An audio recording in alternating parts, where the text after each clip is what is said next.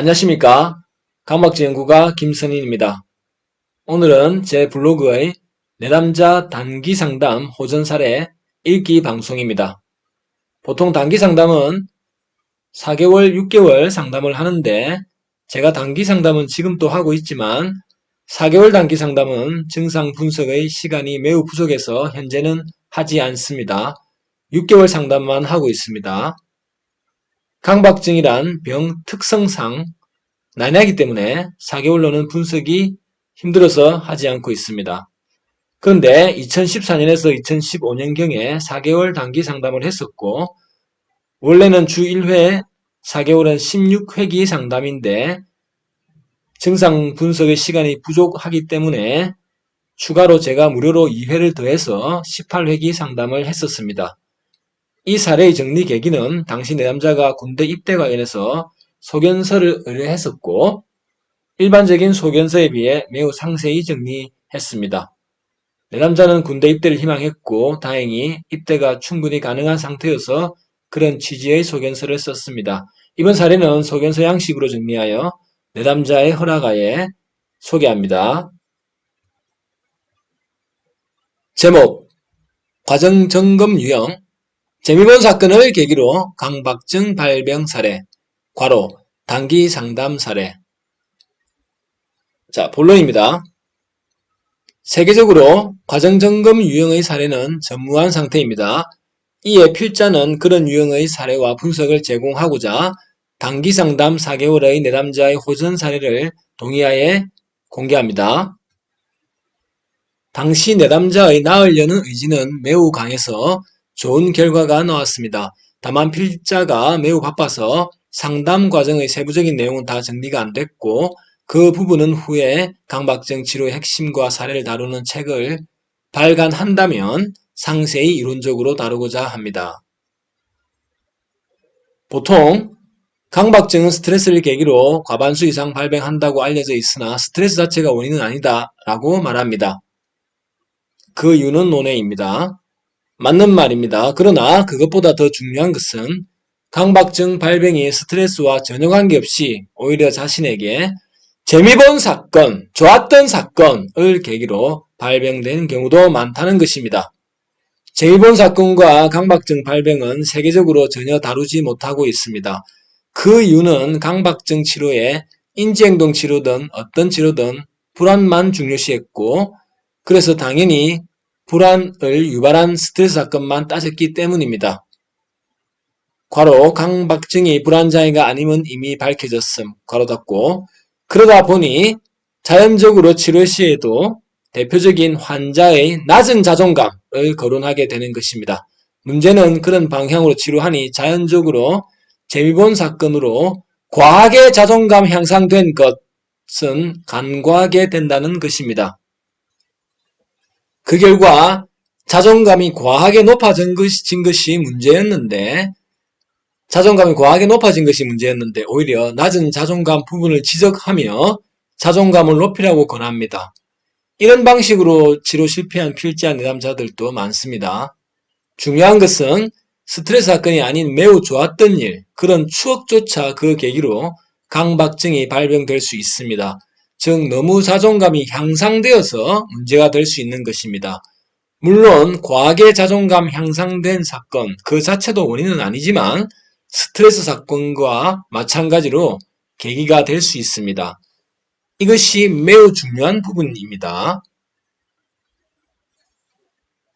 환자의 증상 관련한 감정에서 불안만이 아닌 불쾌감, 이 불쾌감은 어떤 순간을 못 느낀 욕구 불만족입니다. 주로 의문이 해결되지 않은 그런 욕구 불만족입니다. 의문 해결된 순간을 못 느낀 욕구 불만족입니다. 그래서 환자의 증상 관련한 감정에서 불안만이 아닌 불쾌감도 함께 봐야 하듯이 사건에서도 스트레스 사건만이 아닌 재미본 사건, 좋았던 사건도 고려해야 합니다. 그에 해당하는 필자의 내담자 사례입니다. 자, 전술한 대로 이 사례, 아까 말했다시피 이 사례 정리 계기는 필자가 바쁜 중에 내담자의 군입대 희망 소견서를 부탁하여 정리하게 되었고 자, 이 자료의 내용은 자, 소견서에 썼듯이 자, 그런 형식으로 제가 읽겠습니다. 자, 시작하겠습니다. 내담자 김수대 가명 20세 남 재수생 1. 이거 로마자 일로 적었는데 그냥 일로 하겠습니다. 어쨌든 있는 거 일로 하겠습니다. 1. 상담기간 김수대 씨는 본 심리상담소에서 2015년 10월 4일부터 2016년 2월 6일까지 매주 1회 1시간씩 원래 50분이었는데 제가 1시간 했습니다. 1시간씩 4개월 보름간 단기 상담 총 18회기를 하였습니다. 2. 진단 김수대 씨는 일상생활에 굳이 생각할 필요가 없는 잡다한 의문에 대해 결론을 내기 위하여 그 의문에 몰두하여 피로, 시간적 소모, 일상생활의 장애 등 괴로움을 겪는 강박증입니다. 김수대 씨 증상의 예는 공부는 왜 하는 거지? 생각이란 뭔가 등으로 강박증 유형 중 어떤 의문에 집착하는 강박적 의문 유형이었습니다. 이 강박적 의문 유형이 과정점검 유형의 하위 유형입니다. 3. 가족력 및 개인력. 개인력은 출생부터 유치원, 초중등, 그 다음에 대학 이렇게 자기가 살아온 그런 역사입니다. 부모님과 일남 일녀 중 막내로 초등학교 5학년 때 부모님이 이혼하여 아버님과 살고 있고 어머님은 가끔 연락하고 있습니다. 부모님 이혼 문제는 강박증에 있어서 전혀 관련이 없고 강박증 외에 성격장애나 기타 정신적인 문제점은 전혀 없습니다. 4. 상담 경과 김수대 씨 증상의 원인은 표면적으로는 잡념으로 비롯된 잡다한 의문에 의해 어떤 결론을 내리는 것에 강화되어 계속 그런 의문에 집착을 하는 것이었습니다. 그러나 증상의 본질은 어릴 적부터 유명한 과학자가 되고자 하는 과한 갈망이고 그러기 위해선 공부를 열심히 해야 했습니다. 그러나 자신이 그리 천재도 아니라서 그런 갈망을 이루기 힘들다고 느끼던 차에 우연히 본 어떤 책에서 누구나 몰두하면 큰 업적을 만들 수 있다는 글귀를 보고 큰 희망을 얻었습니다. 그리고 공부에 몰두하는 것에 집착하게 되었고 이후 자신이 공부할 때 내가 잘 몰두하는가? 라는 의문에 사로잡혔고 공부를 잘하고 있다. 는 결론을 내면서 서서히 그런 정신적 강박 행동이 심해졌습니다. 이후 상담을 통해 잡다한 의문에 대해 무시하는 훈련을 계속하였고 더불어 증상 분석을 통해 다음 두 가지 사항을 깨달으며 크게 호전되었습니다. 1.